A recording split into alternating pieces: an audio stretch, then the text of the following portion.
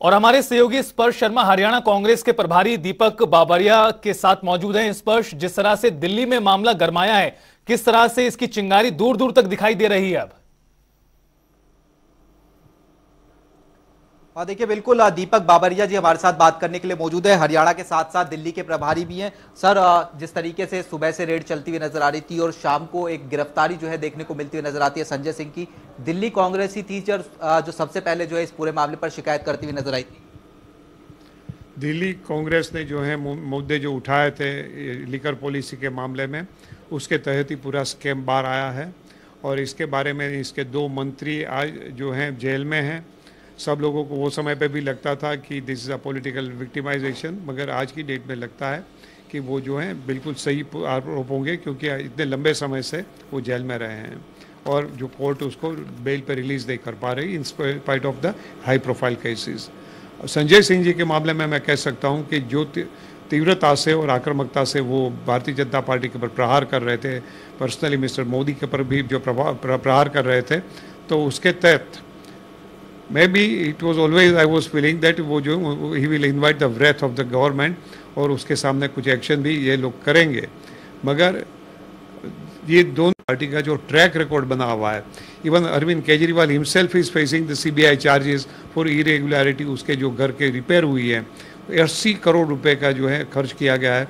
तो ये एक बड़ा संवेदनशील मामला है कि मुख्यमंत्री जो अपने आप को आम आदमी का प्रतिनिधि कहता है, उसकी कोठी में रिपेयर में 80 करोड़ का खर्च हो, तो ये जो है बात मानने में नहीं आती है। तो वहाँ कहीं ना कहीं जरूर से कुछ गलत हुआ ऐसा महसूस होता है।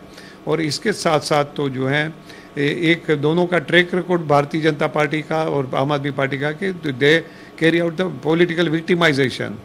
तो संजय सिंह जी के सामने क्या सत्य है, तथ्य है, वो तो समय ही कह पाएगा। If the law is taking its own course, तो जो है उसमें से सत्य बाहर आता है और संजय सिंह जी के पर भी जो आरोप हैं वो सच्चाई है। तो मैं ज़रूर से कहूँगा कि कानून ने अपना काम किया है और उसमें कुछ बाहर नहीं आता है। जैसे ज़्यादातर केसों में ईडी के भारतीय जनता पार्टी जो है उसमें विक्टिमाइजेशन के पॉलिटिकल केसेस होते हैं, तो इसी तरह इसमें भी कुछ बाहर नहीं आता है। तो मैं कहूँगा कि जो इट इज़ हाईली डिप्लोरेबल, वो पूरा कंडेम करने के लायक, उसकी जो है भर्त्सना करने लायक है। मगर इसके साथ साथ त्रीजी एक और चीज़ भी कहना चाहता हूँ कि ये कोई भारतीय जनता पार्टी और आम आदमी पार्टी की कोई नुरा कुश्ती तो नहीं है, क्योंकि दोनों RSS के फर्जंद हैं।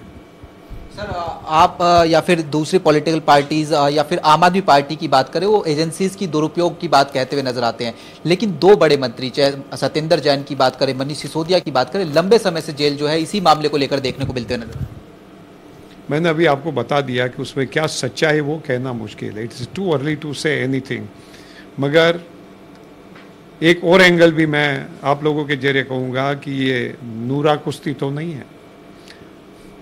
सर, प्रोजेक्शन जिस तरीके से आम आदमी पार्टी करती हुई नजर आती है, चाहे हरियाणा की बात करें, पंजाब की बात करें, कि कट्टर ईमानदार हम देखने को मिलते हुए नजर आते हैं, और वही कहीं ना कहीं प्रोजेक्शन जो है चुनाव में भी लेकर जाने की कोशिश करती हुई नजर आती है। उसकी प्रामाणिकता की, ईमानदारी की बात तो समाप्त हो गई है। पूरा दिल्ली, पूरा पंजाब और पूरा देश जान चुका है। हमारे गुजरात में भी वो लड़ने आए थे। इतने ढेर सारे पैसे वो कहाँ से लाते, वो भी प्रश्न है। इतने जो है एडवर्टाइजमेंट में खर्च करते हैं, वो भी ईमानदारी कोई एक प्रकार की नहीं होती है।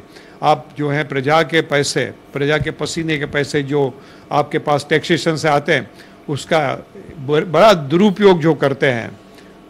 25,000 का काम करे, 50,000 का काम करे, 1 लाख की किसी की सहायता करे, उसके पर 100 करोड़ रुपए का एडवर्टाइजमेंट में खर्च कर दें, वो भी जो है मैं समझ रहा हूँ कि वो भी बड़ी गैर ईमानदारी हुई है। शुक्रिया सर। दीपक बाबरिया जी थे, जनता टीवी से खास बातचीत कर रहे थे संजय सिंह की गिरफ्तारी को लेकर। कैमरामैन दीपक चौहान के साथ स्पर्श शर्मा, जनता टीवी, दिल्ली।